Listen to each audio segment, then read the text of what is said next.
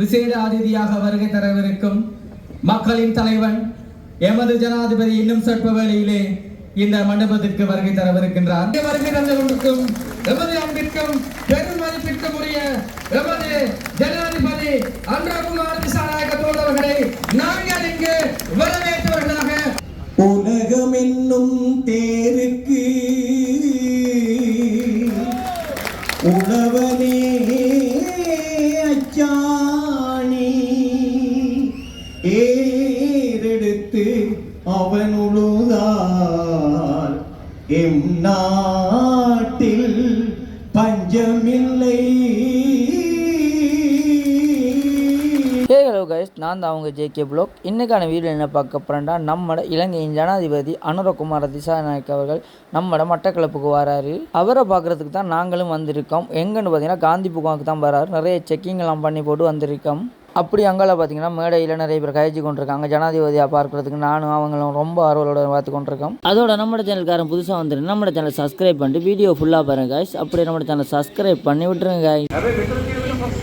நிறைய செக்கப்லாம் பண்ணுறாங்க. இதில் இப்படி உள்ளுக்குள்ளே செக்கப் பண்ணிவிட்டு உள்ளுக்குள்ளே காந்தி பூங்காவுக்குலாம் வந்திருக்காரு. இதில் நிறைய செக்கப் இருக்கு. இதில் செக் பண்ணுறாங்க. அப்படியே இந்த நிறைய பேர் வந்திருக்காங்க. அதோட இந்த மேடையில் இந்த இதை போட்டு விட்டாங்க. என்ன ஜனாதிபதி வரல, எங்கன்னா காந்தி பூங்காவுக்கு தான் நான் ஜனாதிபதி வரல. ஸோ அப்படியே வீடியோ கண்டினியூவாக பாருங்க கைஸ். அப்போ அதுக்கு பிறகு நாங்கள் ஒரு அம்புவில்லை கையிலே தூக்கவில்லை. ஏனென்றால் எங்களுக்கு தெரியும் ஆயுதத்தினுடைய பலம் எப்படி வந்திருக்காங்க. அதை கைகளினை தூக்கினால் கீழே வைக்க முடியாது. அது ஒரு இசையினை வெளிப்படுத்துகின்ற கிட்டார் அல்ல, அது மிகவும் மோசமானது, கொடியது என்று விமல் தோழர் சொல்லியிருந்தார். வன்முறையின் மீது நாங்கள் நம்பிக்கை வைக்கவில்லை. ஜனநாயகத்தின் மீதான நம்பிக்கையும் சட்ட ஆட்சியின் மீதான நம்பிக்கையையும் வைத்துக் கொண்டுதான் தேசிய மக்கள் சக்தி அரசாங்கம் ஆட்சிக்கு வந்ததை தவிர நாங்கள் நினைத்திருந்தால் அறகடைய நடந்த நேரம் நாங்கள் மக்களுக்கு தலைமை கொடுத்தோம். மக்கள் போராட்டத்துக்கு தலைமை தாங்கினோம். வன்முறையான வழியில் பிழையான வழியில் மக்களை வழிநடத்தி இருக்கலாம். ஊழலற்ற ஒரு ஆட்சியை மிக சிறப்பாக நடத்தி செல்வதை. அஸ்ஸலாமு அலைக்கும் வரஹ்மத்துல்லாஹி வபரகாத்துஹு. இந்த நாட்டினுடைய வரலாற்றில் ஒரு புதியதொரு அத்தியாயத்தை எழுதிக் கொண்டிருக்கின்ற நாம் மூன்றாவது தேர்தல் ஒன்றை எதிர்வரும் மாதம் யார் தெரிவு செய்யப்பட வேண்டும் என்று நாம் எல்லோரும் ஆவல் கொண்டிருந்தோம்.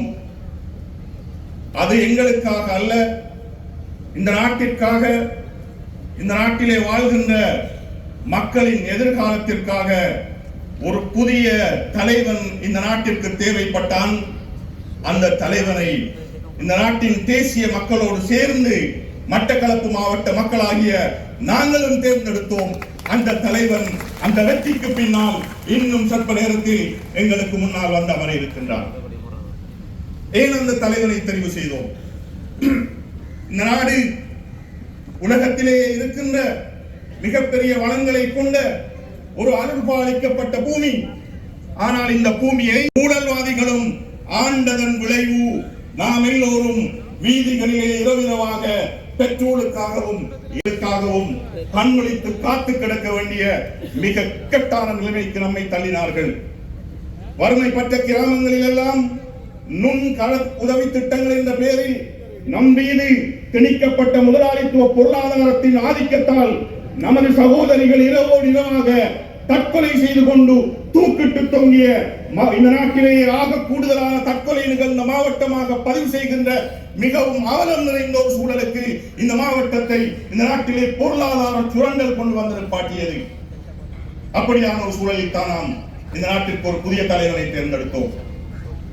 அதற்கு பின்னர் வந்த பாராளுமன்ற தேர்தல் முழு நாடுமே தங்களுக்கென்று ஒரு புதிய தலைமுறையும் புதிய அரசியல் வரலாறும் தேவை என்று வாக்களித்த போது இந்த மட்டக்களப்பு மாவட்டத்திலே 55,000 இந்த நாட்டை விசுவாசிக்கின்ற, இந்த நாட்டின் மீது பற்று கொண்ட ஒரு புதிய அரசியல் கலாச்சாரத்தை எழுதுவதற்களித்த நீங்கள் அதனுடைய அடுத்த வரலாறை எழுதுவதற்காக இங்கு ஒன்று சேர்ந்திருக்கிறீர்கள். அன்புக்குரிய சகோதரர்களே, தாய்மார்களே, புதிய அரசியல் கலாச்சாரம் என்பது என்ன என்பதை நாங்கள் மிக தெளிவாக புரிந்து கொள்ள வேண்டும்.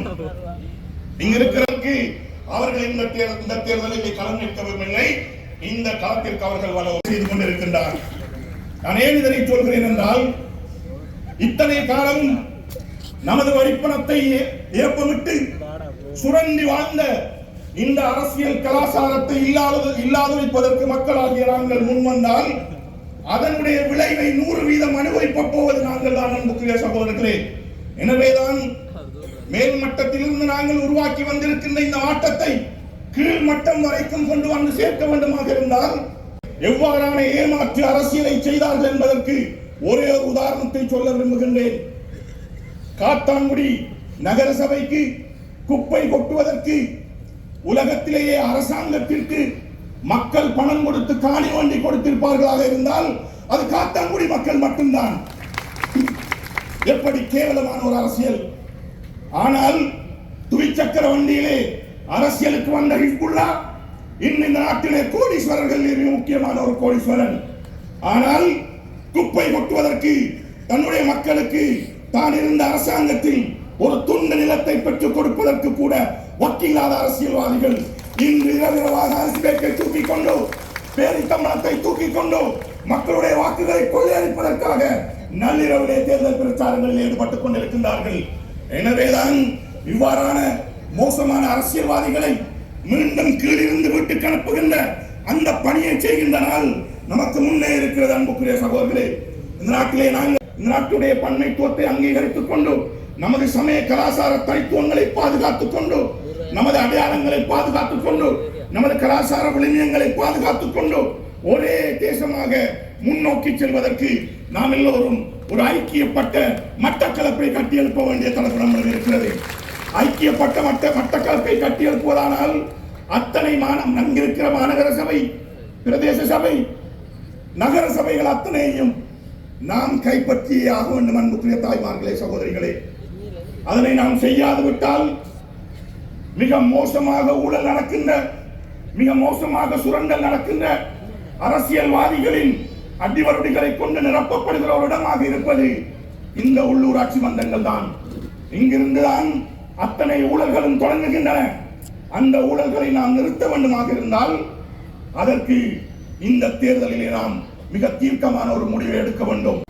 மக்கள் அரசியலை செய்து கொண்டிருக்கின்ற தேசிய மக்கள் சக்தியை பற்றி மிகவும் விரிவாக எடுத்து சென்ற பிரதீஷ் அனிபி அவர்களுக்கு நன்றி. கடந்த தேர்தலில் உங்களுக்கு தெரியும், இனவாதத்தையும் மதவாதத்தையும் வைத்து தேசிய அரசியலின் மூலம் பாரிய மாற்றத்தை ஏற்படுத்த முடியாது என்று கூறி இந்த மட்டக்களப்பு மாவட்டத்திலே வெறுமனே இனவாதத்தையும் மதவாதத்தையும் வைத்து அரசியல் செய்தவர்கள் தேசிய மக்கள் சக்திக்கு குறிப்பிட்டார்கள். முடியும் என்றால் மட்டக்களப்பு நகருக்கு உங்கள் கூட்டங்களுக்கு சனத்தை எடுத்து காட்டுங்கள் என்று. ஆனால் இன்று காந்தி பூங்கா முழுவதுமாக இந்த மக்கள் கூட்டத்தை திரட்ட முடியும் என்றால் தேசிய மக்கள் சக்தியின் வெற்றி அங்குதான் இருக்கின்றது என்பதை மக்களின் வரிப்பணத்தினூடாக தங்களது சொகுசு வாழ்க்கையை அனுபவித்துக் கொண்டிருந்தார்கள். ஆனால் இன்று நாங்கள் முழு அர்ப்பணிப்போடு இந்த தேசத்தை கட்டி எழுப்ப வேண்டும், இந்த நாட்டை வளமான ஒரு நாட்டாக எங்களது பிரதேச அபிவிருத்திக்காக முன்னெடுத்துக் கொண்டிருக்கிறோம். இன்னும் எனது சேவை தொடரும். அதை போன்றுதான் எமது அனைத்து தோழர்களும் எங்களோட பயணித்துக் கொண்டிருக்கின்றார்கள். அதை யாராலும் மாற்றவும் முடியாது. யார் எதுவிதமாக விமர்சனம் மேற்கொண்டிருந்தாலும் அது போலி விமர்சனம் மாத்திரம்தான். எங்களாலும் பேசவும் முடியும். அதை பாராளுமன்ற உறுப்பினர்களை பெற முடியாது என்று எங்கள் பாராளுமன்ற தேர்தலில் மக்களை குழப்பி அடித்து அதனூடாக தங்களை சொகுசுபடுத்திக் கொண்டிருந்தார்கள். ஆனால் இன்று என்ன நிகழ்ந்திருந்தது? 159 பாராளுமன்ற உறுப்பினர்கள், 3/2க்கு மேற்பட்ட பெரும்பான்மையோடு நாங்கள் இன்று ஆட்சி அமைக்கிறோம். வருகின்ற உள்ளூராட்சி மன்ற தேர்தலிலே ஊழல்வாதிகளையும் லஞ்சம் பெற்றவர்களையும் நிராகரித்து தூய்மையான அரசியல் சிந்தனை மிக்கவர்களை இந்த உள்ளூராட்சி மன்றங்களுக்கு அனுப்புவோம் என்ற கோரிக்கையை முன்வைத்த எமது மாவட்ட பாராளுமன்ற உறுப்பினர் கந்தசாமி பிரபு அவர்களுக்கு நன்றி. தொடர்ச்சியாக வெற்றி நமது ஊர் எமது இந்த மாபெரும் கூட்டத்திற்காக விசேட அதிதியாக வருகை தரவிருக்கும் மக்களின் தலைவன் எமது ஜனாதிபதி இன்னும் சற்று வேளையிலே இந்த மண்டபத்திற்கு வருகை தரவிருக்கின்றார். மக்களின் தலைவன் எமது ஜனாதிபதி இன்னும் சற்ற வேளையிலே இந்த மண்டபத்திற்கு வருகை தரவிருக்கின்றார். இந்த நிகழ்வினை தொடர்ந்து உங்களுக்கு தெரியும் 2 லட்சத்துக்கு அதிகமான நிலங்களில் பயிர் செய்கை மேற்கொள்கின்ற விவசாயிகள் இருக்கின்ற ஒரு மாவட்டம் மட்டக்களப்பு மாவட்டம். இந்த மாவட்டத்திலே மிகப்பெரிய அபிவிருத்தி திட்டங்களான முந்தனையாறு திட்டத்தை இந்த பிரதேசத்திற்கு கொண்டு வருவதற்கு எமது தோழர்கள் மிகப்பெரிய பிரயத்தனம் செய்திருக்கின்றார்கள். அந்த வகையிலே 100 மில்லியனுக்கு அதிகமான தொகையை இம்முறை வரவு செலவு திட்டத்திலே முந்தனையாறு திட்டத்திற்காக ஒதுக்கி இருக்கின்றார்கள். இதனை மிக நேர்த்தியான முறையிலே மேற்கொண்ட எமது மாவட்ட அபிவிருத்தி குழு தலைவர், வெளிநாட்டு வேலைவாய்ப்புகள் வெளிவிவகார பிரதி அமைச்சர் தோழர் ஹருண் ஹேமச்சந்திர அவர்களை அடுத்து ஒரு சிறிய உரையினை வழங்குமாறு அன்போடு மேடை கலைக்கின்றேன்.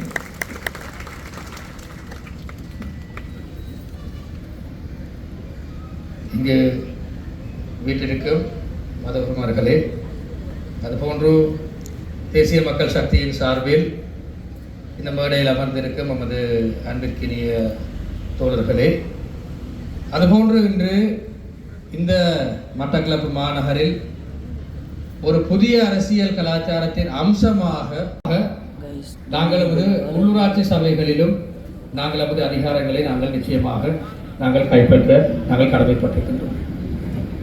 இந்த வேளையிலே எங்களுக்கு தெரியும், இந்த நாட்டை பொறுத்தவரையிலும் இந்த பிரதேசங்களை பொறுத்தவரையிலும் பல்வேறு தரப்பட்ட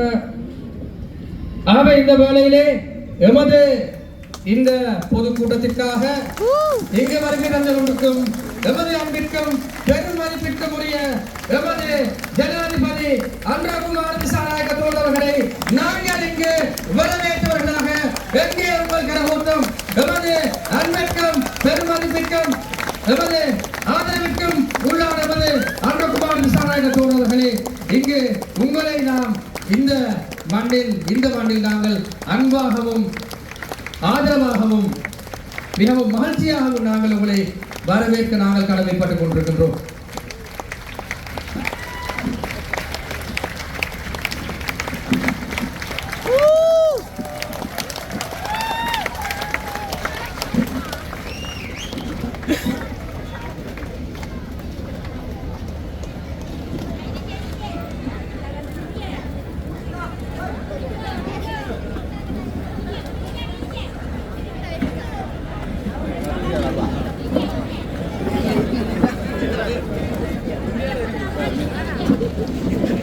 ஆகவே இவ்வாறான வேளையிலே ஊழல்வாதிகள் தோற்கடிக்கப்பட்டு சொத்துக்களை பறிமுதல் செய்யும் சட்டமூலம் ஒன்றினை நாங்கள் தற்பொழுது நிறைவேற்றிருக்கின்றோம்.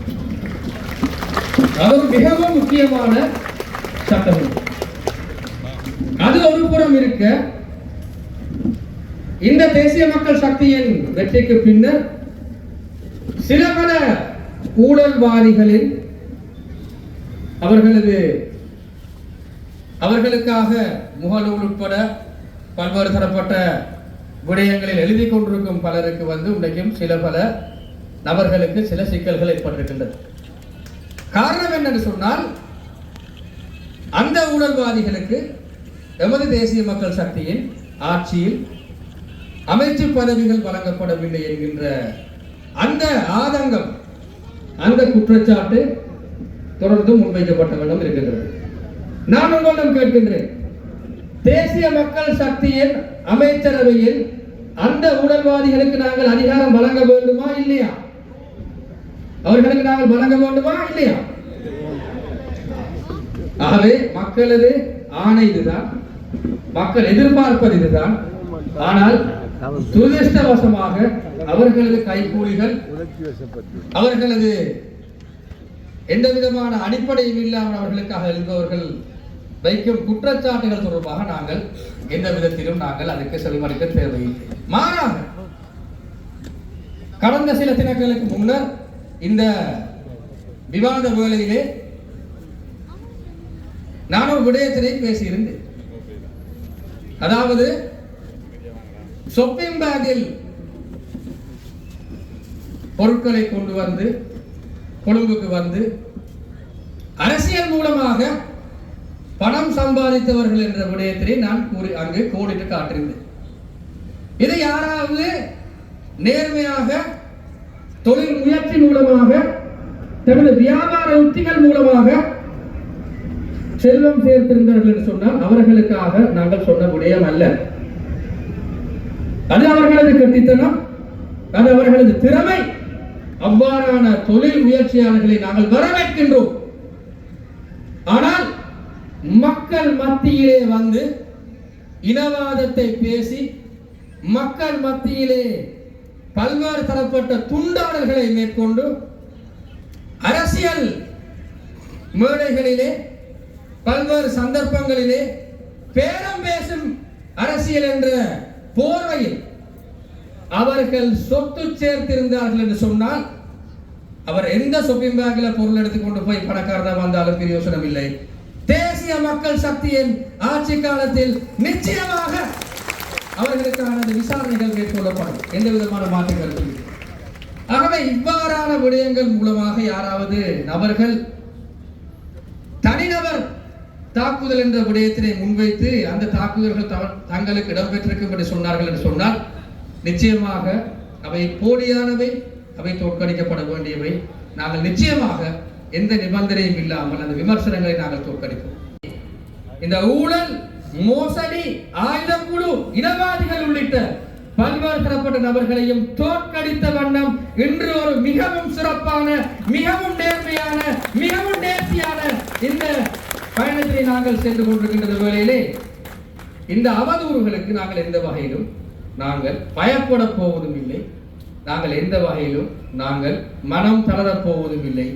நிச்சயமாக தேசிய மக்கள் சக்தியின் இந்த ஆட்சி காலத்தில், குறிப்பாக ஜனாதிபதி அனுரகுமார் திசாநாயக்க தோழர் அவர்களின் இந்த ஆட்சி காலத்தில் இந்த நாட்டில் தேசிய ஒற்றுமை கட்டி எழுப்பப்பட்டு இந்த நாட்டில் ஊழல், மோசடி, வீண்விரயம், புலியான அரசியல் கலாச்சாரம் துடைத்தறியப்பட்டு இந்த நாட்டில் நாங்கள் ஒரு சரியான வகையிலே இந்த நாட்டை அபிவிருத்தி பாதையை நோக்கி நாங்கள் அழைத்து சென்று இந்த நாட்டினை நாங்கள் ஏனைய நாடுகளுடனான அந்த பயணத்தில் நாங்கள் எமது நாட்டினையும் நாங்கள் ஒரு மிகவும் முன்மாதிரியான நாடாக நாங்கள் மாற்ற நாங்கள் கடமைப்பட்டிருக்கிறோம்.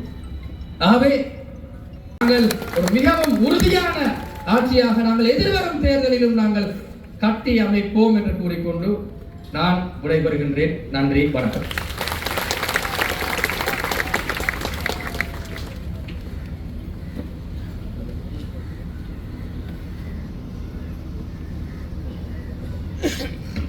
மிகச்சிறந்த உரையினை வழங்கிச் சென்ற வெளிவிவகார மற்றும் வெளிநாட்டு வேலைவாய்ப்பு பிரதி அமைச்சர் அவர்களுக்கு நன்றி.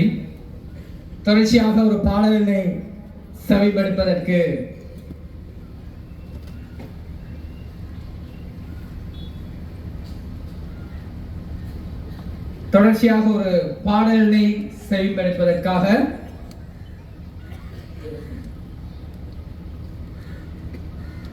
உங்களுக்கு தெரியும், இந்த நாட்டிலே பாரிய மாற்றம் தற்போது ஏற்பட்டுக் கொண்டிருக்கிறது. அந்த வகையிலே மட்டக்களப்பு மாவட்டத்திலே தனது ஜனாதிபதி பரப்புரையின் போது மிக தெளிவாக எடுத்துச் சொன்னார். இந்த மட்டக்களப்பு பிரதேசத்திலே மக்களுக்கு அச்சுறுத்தலாக இருக்கின்ற, அரச ஊழியர்களை அச்சுறுத்துகின்ற ஆயுத ஒட்டுக்குழுக்களை தேசிய மக்கள் சக்தியின் அரசாங்கத்தில் கலைந்தே தீருவேன் என்று தேர்தல் பரப்புரையிலே குறிப்பிட்டுவிட்டு அதனை நிறைவேற்றிவிட்டு இந்த நாட்டின் 9வது நிறைவேற்ற அதிகாரம் கொண்ட ஜனாதிபதியாக இந்த மட்டக்களப்பு மேடையிலே மிகவும் கம்பீரமாக அனுரகுமார தோழர் அவர்கள் வீட்டிருக்கின்றார். செய்ததை சொல்வதை செய்து முடிக்கின்ற ஒரு மக்கள் தலைவனாக இங்கு மாறி இருக்கின்றார். ஆகவே இந்த நாட்டிலே ஊழலற்ற, லஞ்சமற்ற ஒரு நேர்த்தியான புதிய அரசியல் கலாச்சாரத்தை உருவாக்க வேண்டும் என்று நிகழ்த்துமாறு அன்போடு அழைப்பது அந்த உரையினை மொழிபெயர்ப்பு செய்வதற்காக தோழர் அருண் ஹேமச்சந்திரா அவர்களை வருமாறு அன்போடு கேட்டுக்கொள்கின்றேன்.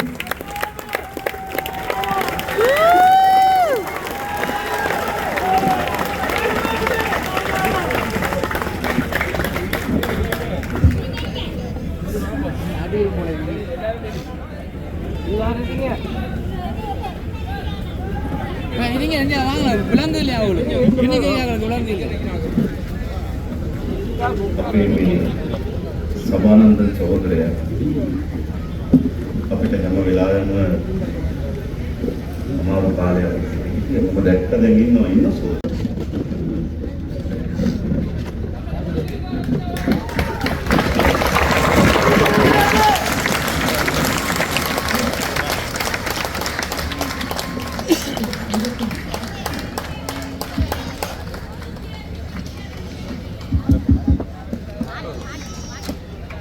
உலகம் என்னும் தேருக்கு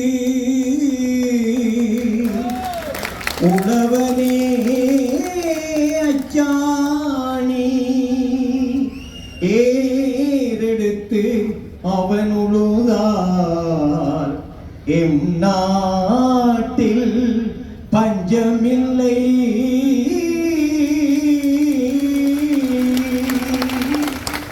புவி மீது பொன்னுலகமே இதன் புகழ் கூற மொழியில்லை உழைக்கின்ற கைகள் உருவாக்கி தந்த உயர்வான தாய் பூமியே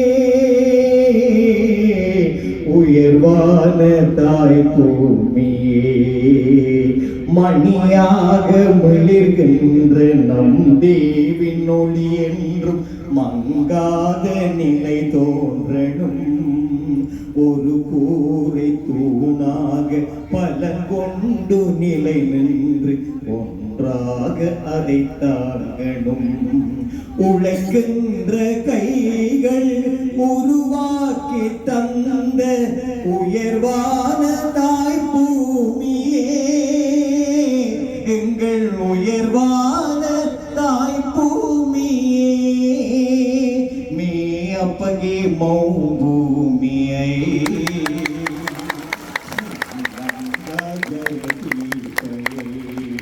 மே அப்பகே மௌ பூமியை ஸ்ரீலங்கா ஜயதீபயை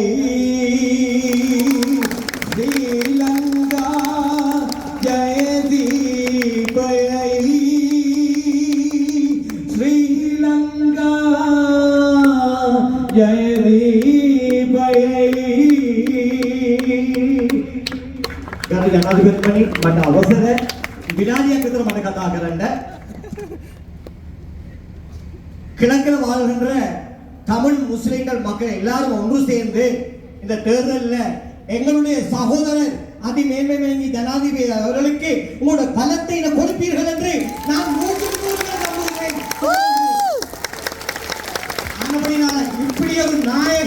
இப்படி ஒரு நாயகன் இலங்கைக்கு கிடைத்தது இது ஒரு வரலாறு இப்படி ஒரு நாயகனை நீங்கள் கண்டெடுக்க முடியாது. அவரை புரிந்து கொள்வதற்கு இன்னும் எங்களுடைய மக்களுக்கு கொஞ்சம் காலம் தேவை. இருந்தாலும் அவரை நாங்கள் நேசிப்போம், அவர் உங்களை நேசிப்பார். இந்த பாடல் நான் அவர் பல முறையில் நான் பாடிக்கிறேன் கரோக்கியை போட்டு. இப்போதுக்கு அது ஒரு தொழில்நுட்ப பிரச்சனையான காரணத்தினால அவரை நாங்கள் ஆதரிப்போம். எங்கள் மக்கள் ஒரு பலத்தை இந்த தேர்தலில் கொடுப்பீர்களா? சத்தமாக குடுத்தியாகும். எங்களுடைய வேட்பாளர்கள் மூலமாகத்தான் சகல அபிவிருத்தி திட்டங்களும் செய்யப்படும் என்பதை நான் கேட்டுக்கொண்டு என்னுடைய ஜனாதிபதி அவர்களுக்கு நிறுவனம் சரணாய் தீர்க்க ஆயுஷ்பாவ என்று நான் பார்த்த இடத்துல பிரார்த்திக்கிறேன். சொல்றா இந்த டவுன்ல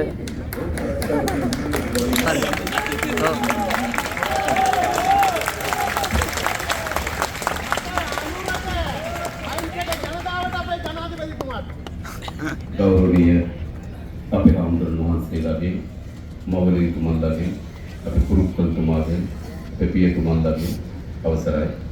மதிப்பிற்குரிய நேயர்களே, அதுபோன்று மௌலவிமார்களே, குருக்கள்மார்களே, அரசந்தேர்களே, உங்கள் அனைவருக்கும் வணக்கம். අපි මඩකලපු දිස්ත්‍රික්කයට ජාතික ජනපදයේ විශාල ජයග්‍රහණයක් ගෙන දුන්නා.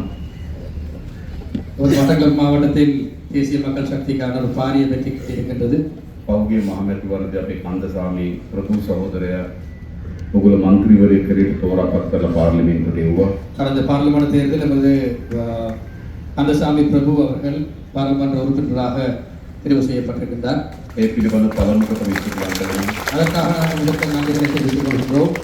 ඒ වගේම මඩකලපුව මහනගර සභාවේ අපේ කණ්ඩායමට නායකත්වය දෙන අපේ ආචාර්ය පත්ම කුමාර සහෝදරයා அதுபோன்று நமது மட்டக்களப்பு மாநகர சபைக்கான தலைமையினை வழங்கும் நமது கலாநிதி பத்மகுமார் அவர்களே, අපේ මඩකලපු මහනගර සභාවේ අපි තරඟවදින වනිතා සෙල්ව පෙරුමාල් සහෝදරිය அதுபோன்று நமது வேட்பாளர் வனிதா செல்ல பெருமாள் அவர்களே, ඒ වගේම හොඳ නායකත්වය දෙන්න පුළුවන් කණ්ඩායමක් අද ජාතික ජනබලවේගයෙන් මඩකලපුවේ ගොඩ නැගලා තියෙන සියලු සහෝදරවරුන්ගෙන් அதுபோன்று இங்கு ஒரு சிறந்த தலைமைத்துவத்தை வழங்கிக் கொண்டிருக்கும் ஒரு வேட்பாளர் குழாம் இருக்கும் அனைவரும் සහභාගී වෙලා ඉන්න ආදරණීය අම්මලා තාත්තලා සහෝදරවරු සහෝදරියන් උවදරුවන් සියලු දෙනාගේම අවසරයි. அதுபோன்று இங்கு வருகை தந்திருக்கும் தாய் தந்தையரே பிள்ளைகளே அனைவருக்கும் வணக்கம். පහුගිය පාර්ලිමේන්තු මැතිවරණයේදී මේ රටේ සිංහල දෙමළ මුස්ලිම් ભેදකින් තොරව සියලු දෙනා එකතු වෙලා ජාතික ජනබලවේගයේ ආණ්ඩුව ගොඩ නැගුවා. கடந்த பாராளுமன்ற தேர்தலில் நாங்கள் சிங்கள தமிழ் முஸ்லிம் என்ற வேறுபாடு இல்லாமல் நாங்கள் அனைவரும் ஒன்றுபட்டு தேசிய மக்கள் சக்தியின் அரசாங்கத்தை உருவாக்கினோம். රට පුරා විශාල ජයග්‍රහණ ප්‍රමාණයක් අපි ලබා ගත්තා. நாடு பூராக ஒரு பாரிய வெற்றியை நாங்கள் ஈட்டியிருந்தோம். ඒත් මඩකලපුවේ ටිකක් මදි වුණා. ஆனால் மட்டக்களப்பு சற்று போராமல் இருந்தது. මඩකලපුව විතරයි. மட்டக்களப்பு மாத்திரம்தான். නේද? அப்படித்தானே?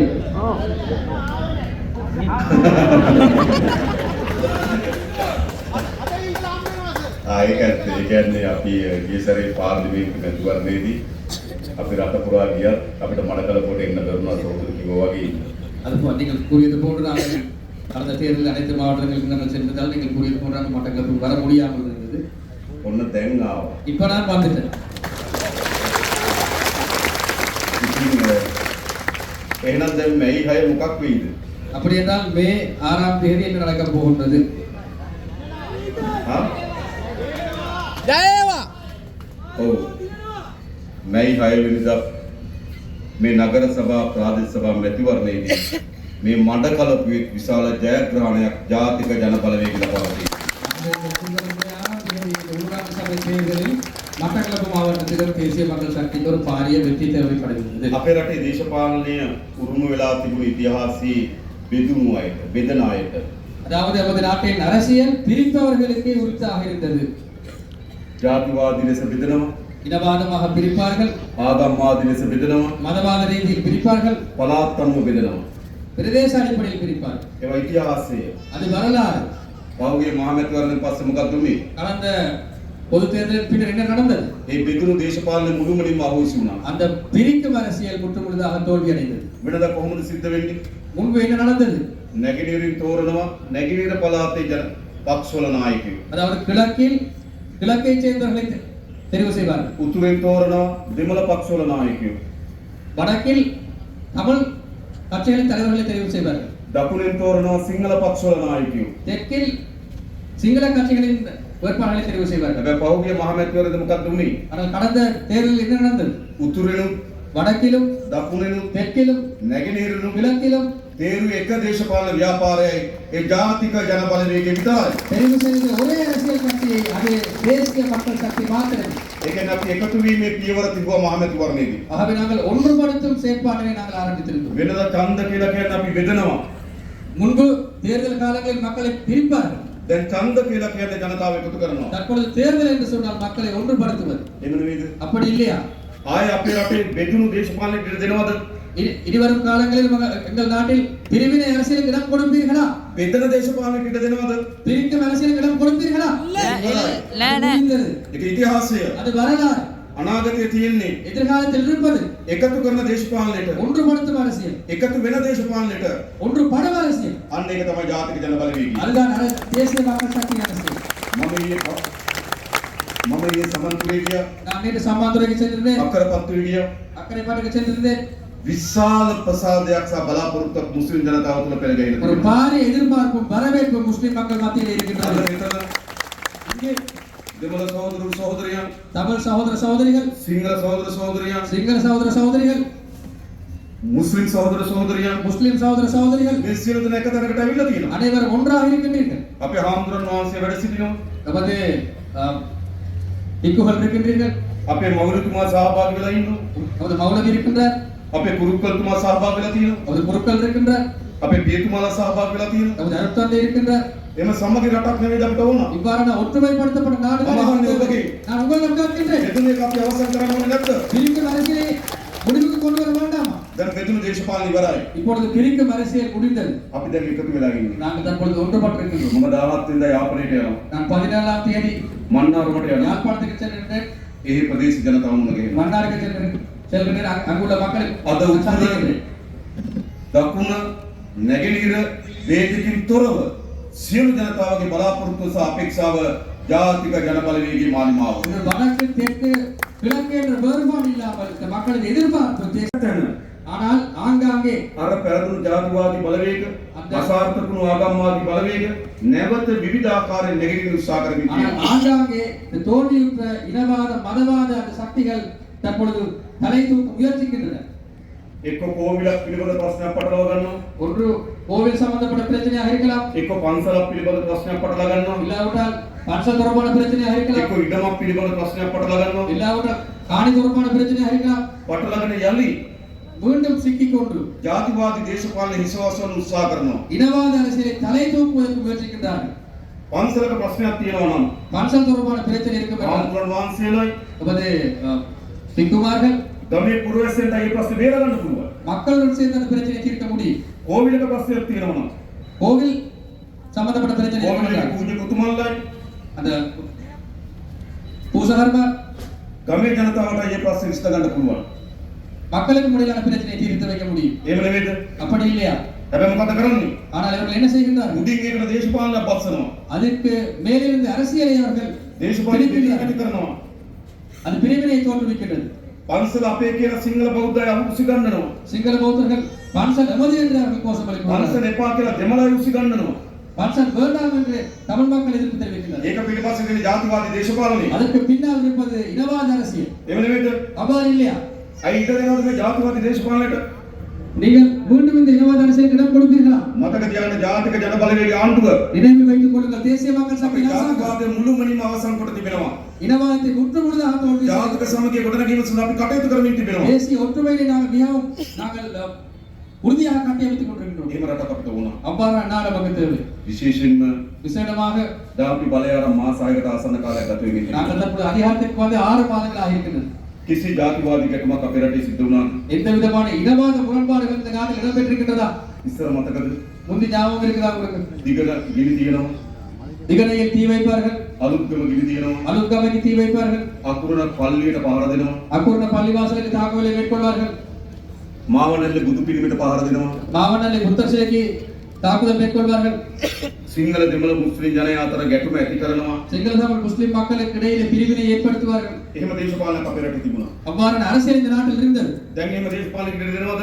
அவ்வாறான அரசியலுக்கு இப்பொழுது இடம் கொடுப்பதா? ඒක අවසන් මතක තබා ගන්න. அது முடிவடைந்து விட்டது, ஞாபகம் සියලු வைத்துக் கொள்ளுங்கள். දෙනාගේ අයිතිවාසිකම් ආරක්ෂා කරන அனைத்து மக்களது உரிமைகளை பாதுகாத்து සියලු ආගම්වලට ගෞරව කරන எல்லா மதத்திற்கும் கௌரவங்களுக்காகவும் ආණ්ඩුවක් හදලා තියෙනවා. இன்று அரசாங்கம் ஒன்று இருக்கின்றது. එහෙම ආණ්ඩුවක් නෙවෙයි අපිට ඕන. அவ்வாறான அரசாங்கம் தான் எங்களுக்கு தேவை. සමගිය ආණ්ඩුවක් නෙවෙයි අපිට ඕන. ஒற்றுமை அரசாங்கம் தான் தேவை. අපි සමගිය ආණ්ඩුවක් හදලා තියෙනවා. அந்த ஒற்றுமையான அரசாங்கம் தற்பொழுது இருக்கின்றது. මේක තමයි අපි ඉස්සරහට ගෙනියන්න ඕන. இதைத்தான் நாங்கள் எடுத்துச் செல்ல මෙතනින් வேண்டும். පෙර මෙතනින් පිට දේශපාලනයක් තියෙනවා මට කියන්න. இதற்கு அப்பால் அரசியல் இருக்கும் என்றால் எனக்கு சொல்லுங்கள். ජාතික ජන බලවේගය නැතුව වෙන කවුද ඉන්නේ? தேசிய மக்கள் சக்தி இல்லாமல் யார் இருக்கின்றார்கள்? නමක් කියන්න. பேரை சொல்லுங்கள். කවුද ඉන්නේ? කවුරුත් නැහැ. නේද? කිසි නමක් අද දේශපාලන ඔක්කොම මෙතන කොට ගිහලා තියෙන්නේ. இன்று அரசியல் அனைத்தும் இங்கு குவிந்திருக்கின்றன. හැබැයි මම දන්නවා විශේෂයෙන්ම ஆனால் எனக்கு தெரியும் விசேடமாக පරාජයට පත් වෙච්ච කණ්ඩායම් தோல்வி அடைந்த அணிகள் විශේෂයෙන් මුස්ලිම් ජනතාව ඉලක්ක කරගෙන අසත්‍ය ප්‍රචාර දිලත් කරමින් விசேடமாக முஸ்லிம் மக்களை இலக்கு வைத்து போலி பிரச்சாரங்களை මුස්ලිම් மேற்கொள்கின்றனர். ජනතාවට සලකන්නේ தேசிய மக்கள் சக்தியின் அரசாங்கம் முஸ்லிம் மக்களுக்கு அவர்கள் கணக்கெடுப்பதில்லை, මුස්ලිම් ජනතාව දිහා බලන්නේ முஸ்லிம் மக்களை பார்ப்பதில்லை කියනවා නේද? அப்படி சொல்றாங்க. මම දන්න WhatsApp group වල යන්නේ. எனக்கு தெரியும் வாட்ஸ்அப் குரூப்ல போற விஷயம். යනවා නේද? அப்படி போறதானே? අන්නේ ඒ කියන්නේ WhatsApp group එකේ සෝෂල් මීඩියා වල යන පෝස්ට් එක බලන්න කලින් දැම්මේ කවුද කියලා බලන්න. அந்த வாட்ஸ்அப் குரூப்லயோ சோஷியல் மீடியாலயோ யார் சரி போஸ்ட் போடுறாங்கன்னு சொன்னா யார் போட்டுட்டு பாரு. කවුද? யார் போடுறது? කවුද? யார் போடுறது? ඔය හැම පෝස්ට් එකක් පිටිපස්සෙම කට්ටියක් ඉන්නවා. அந்த எல்லா போஸ்ட்டுக்கு பின்னாலேயும் ஒரு சில ஆட்கள் இருக்காங்க. වැඩිපුර කවුද දන්නවද? கூடுதலா யார் இருக்காங்க? පිටිපස්සේ ඉන්නේ. யார் பின்னுக்கு இருக்கிறது? ගහක්. மரம். හරිද? ඔබ කියන්නේ. சரியா? ඒකයි කතාව. இதான் கதை. ඉන්නවා ඒගොල්ලෝ පරාජිත දේශපාලන ව්‍යාපාරය. මම ඔයගොල්ලන්ට කියන්නම් විශේෂයෙන්ම අපි ආණ්ඩුව හදපු වෙලාවේ අම්පාර දිස්ත්‍රික්කයේ අපිට මන්ත්‍රී දුර 4ක් හම්බුණා. வந்தது குறிப்பா சமாஜ் මුස්ලිම් ජනතාව විශාල ඡන්ද දුන්නා. முஸ்லிம் மக்கள் அதிகமாக வாக்களை பாவித்திருந்தார். හැබැයි ඡන්දෙන් ආව 4 දෙනාම සිංහල මන්ත්‍රීවරු. ஆனால் 4 பேர் தான் வந்திருந்தாங்க வந்து உறுப்பினர்கள் 4 பேரும் சிங்களர். අපි ජාතික ජන බලවේගයේ තීන්දුවක් අරන් තිබුණා. நாங்கள் தேசிய மக்கள் சக்தி ரீதியில் நாங்கள் தீர்மானம் எடுத்திருந்தோம். ඡන්දෙන් නොතීරුණු අයට මන්ත්‍රී දුර දෙන්නේ නැහැ කියලා. தேர்தலை தோல்வியுற்றவர்களுக்கு வந்து நாங்கள் பாராளுமன்ற உறுப்பினரை கொடுப்பதில்லை என்று தீர்மானித்திருந்தோம். හැබැයි අපි තීරණය වෙනස් කරා. ஆனால் அந்த தீர்மானத்தை நாங்கள் மாற்றி இருந்தோம். අපි තු අම්පාර මුස්ලිම් ජනතාව විශාල ප්‍රමාණයක් ඡන්ද දීලා තියෙනවා. ஆனால் அம்பாறை முஸ்லிம் மக்கள் அதிக அளவில் හැබැයි මුස්ලිම් මන්ත්‍රීවරයෙක් ඇවිල්ලා නැහැ. ஆனால் முஸ்லிம் ஒரு பாராளுமன்ற உறுப்பினர் இல்லை. අපි යන්නේ ඡන්දෙදි නොතේරුණු ආදම් බාව සහෝදරයා පාර්ලිමේන්තුවේ ජාතික ලේසියෙන් ගත්තා. ஆகவே தேர்தல் மூலமாக செல்ல முடியாத ஆதம் பாவா தோழர்கள் பாராளுமன்றத்துக்கு අපි எடுத்து හිතනවා මුස්ලිම් ජනයාගේ නියෝජනයක් අවශ්‍යයි කියලා. எங்களுக்கு நாங்கள் நேற்றுத்தோம் ඒ முஸ்லிம் වගේ பிரேத்துவம் தேவைப்பட்டது. ඒ වගේම ඕගොල්ලෝ දන්නවා පාර්ලිමේන්තු ව්‍යවස්ථා සභාව. அது போன்று உங்களுக்கு தெரியும் பாராளுமன்ற அரசியலமைப்பு சபை ඒක ඉතාමත් ප්‍රබල ආයතනයක්. அது மிக முக்கியமான இடம். පොලිස්පතිතුමා පත් කරන්න එතනින්, போலீஸ் மா அதிபரை நியமிப்பது அங்கே, අගමැතිතුමා පත් කරන්න එතනින්, சட்டமா அதிபரை நியமிப்பது அங்கே, නීතිපතිතුමා පත් කරන්න එතනින්, நீதிபதி அவர்களை நியமிப்பது அங்கே, ඒතුවර කොමිසම පොලිස් කොමිසම සමාජදී වැදගත් කොමිසම් පත් කරන්න එතනින්, தேர்தல் ஆணைக்குழு உள்ளிட்ட பல்வேறு ஆணைக்குழுக்களை நியமிப்பது அங்கே, එතන සාමාන්‍යයෙන් ජ්‍යෙෂ්ඨ මන්ත්‍රීවරු, அங்கு மிக மூத்த உறுப்பினர்கள் அங்கே இருப்பாங்க. කතානායකතුමා, சபாநாயகர், අගමැතිතුමා, அதுபோன்று பிரதமர், විපක්ෂ නායකතුමා, எதிர்க்கட்சி தலைவர், සභානායකතුමා, அதுபோன்று அவை தலைவர், මේ අයගෙන් තමයි ව්‍යවස්ථා සභාව හැදෙන්නේ. இவர்கள் போன்றவர்கள் அங்கே இருப்பார்கள். හැබැයි අපි බැලුව මොකද්ද? ஆனால் நாங்கள் என்னத்தை அங்கே பார்த்தோம்? ප්‍රබල මුස්ලිම් නායකයෝ හකීම් මහත්තයා රිසාඩ්ලා හිටියේ විපක්ෂේ. அதுபோல் குறிப்பா ஹக்கீம் ரிஷாட் போன்றவர்கள் இருந்தது எதிர்க்கட்சி. හැබැයි ඒගොල්ලෝ කවුරුත් ව්‍යවස්ථා සභාවට නම් කරේ නැහැ විපක්ෂේ. ஆனால் எதிர்க்கட்சியால் அவர்கள் யாரையும் அரசியலமைப்பு சபைக்கு அவர்கள் பேர் சூட்டவில்லை. අපි බලනකොට ව්‍යවස්ථා සභාවේ එක මුස්ලිම් නියෝජනයක් නැහැ. நாங்கள் பார்த்தவரை அரசியலமைப்பு சபையில் ஒரு முஸ்லீம் அங்கத்துவம் இருக்கவில்லை. අපි මොකද කරේ? நாங்கள் என்ன செய்தோம்? ආධුනික பார்லிமெண்ட்டுக்கு சேர்ந்தவரை நாங்கள் அனுப்பியிருந்தோம். ඒ තමයි ආදම් බාව සහෝදරයා. அதுதான் ஆதம் பாவா தோழர்கள். අපි බලන නියෝජනයේ තියෙන හැම තැනකම நாங்கள் நம்புகின்றோம் அனைவரது பிரேத்துவமும் அனைத்து இடங்களிலும் ඒකමයි இருக்கிறது. මේ ආණ්ඩුව වැඩ කරන්නේ. அப்படித்தான் இந்த அரசாங்கம் வேலை செய்வது. අද ව්‍යවස්ථා සභාවේ ඉන්න മന്ത്രിවරුන්ගේ இன்று அரசியலமைப்பு சபையில் இருக்கின்ற உறுப்பினர்களில் අගමැතිතුමා මීට කලින් පාර්ලිමේන්තුවේ ඉඳලා තියෙනවා. நமது பிரதமர் முன்பு பாராளுமன்றத்தில் இருக்கிறார். විමල් රත්නායක අපේ සභානායකතුමා ඊට කලින් පාර්ලිමේන්තුවේ ඉඳලා තියෙනවා. விமல் ரத்நாயக அவர்கள் முன்பு பாராளுமன்றத்தில் இருக்கின்றார். විපක්ෂ නායකතුමා පාර්ලිමේන්තුවේ ඉඳලා තියෙනවා. எதிர்க்கட்சி தலைவர்கள் இருந்திருக்கின்றார். අදිත්‍ය පෙරේරා එයා පාර්ලිමේන්තුවේ ඉඳලා තියෙනවා. அஜித் பேரவர்கள் அவர்கள் முன்பு இருந்திருக்கின்றார். අපිට කිලිනොත්තියේ සීකරන් මන්ත්‍රීතුමා ඊට කලින් පාර්ලිමේන්තුවේ ඉඳලා තියෙනවා. ஸ்ரீதரன் அவர்கள் இருந்திருக்கிறார். அவர் கூட ஒரு பாராளுமன்றத்தில் இருந்திருக்கின்றார். හැබැයි ව්‍යවස්ථා සභාවට පළමු වතාවට පාර්ලිමේන්තුවට ඇවිල්ලා ආවේ ආදම් බාව සහෝදරයා මතක තියාගන්න. ஆகவே அரசியலமைப்பு சபையில் முதல் முறையாக பாராளுமன்றத்தில் ஆதம் பாவா தோழர்கள். அவ்வாறு அரசாங்கம் தான் நமது அரசாங்கம். ඒ විතරක් නෙවෙයි. அது மாத்திரமல்ல, දැන් මම ගන්න ප්‍රශ්නයක් යනවා. எனக்கு தெரியும் இப்ப பிரச்சனை ஒன்று போகுது. අර මුස්ලිම් තරුණයෙක් අත්අඩංගුවට ගෙන ඉන්නවා. அது முஸ்லிம் இளைஞர்கள் தொடர்பான ஒரு பிரச்சனை, இளைஞர் தொடர்பான பிரச்சனை. යනවා නේද මේක? அந்த பிரச்சனை ஒன்று போகுதானே? මම තමුන්වහන්සේට පැහැදිලි කරනවා. நான் ஒரு விடயத்தை நான் விளக்கப்படுத்துகின்றேன். ඔබතුමාලා දන්නවා உங்களுக்கு தெரியும் පාස්කු පහාරය සිද්ධ වුණා. ஈஸ்டர் தாக்கு இடம்பெற்றது. මේ පාස්කු පහාරය සිද්ධ වුණාම ஈஸ்டர் தாக்கு இடம்பெற்றதன் பின்னர் පල්ලි විශාල ප්‍රමාණයක් විනාශ වුණා. பாரிய அளவில் தேவாலயங்கள் தாக்கப்பட்டது. මිනිස්සු 270කට වඩා அதிகமானோர் හෝටල්වල බූම පිපුරුවා. காயமடைந்தார்கள். විශාල හානියක් සිද්ධ වුණා. ஹோட்டல்களை குண்டுவெடித்தது. அது போன்ற பல்வேறு தரப்பட்ட தாக்கங்கள் ஏற்பட்டது. හැබැයි ඒ වගේම තව හානියක් සිද්ධ වුණා. அது போன்று இன்னும் தாக்கங்கள் இடம்பெற்றது. මුළු සමාජයම මුස්ලිම් ජනතාවගේ සැකයෙන් බලන්න පටන් ගත්තා. ஒட்டுமொத்த சமுதாயம் முஸ்லிம் மக்களுக்கு எதிராக திரும்பி இருந்தது. මුස්ලිම් ජනතාව විසින් අවිශ්වාසයෙන් බලන්න පටන් முஸ்லிம் ගත්තා. மக்கள் தொடர்பாக அவிசுவாசத்துடன் பார்க்க தொடங்கினார். ඒගොල්ලෝ බෝබ කුකුරු කණ්ඩායමක් ලෙස බලන්න පටන් ගත්තා. அவர்கள் அனைவரும் குண்டு வைத்தவர்கள் என்று பார்க்க தொடங்கினார். සමාජයෙන් කොන් වෙන්න පටන් ගත්තා. இந்த சமூகத்தில்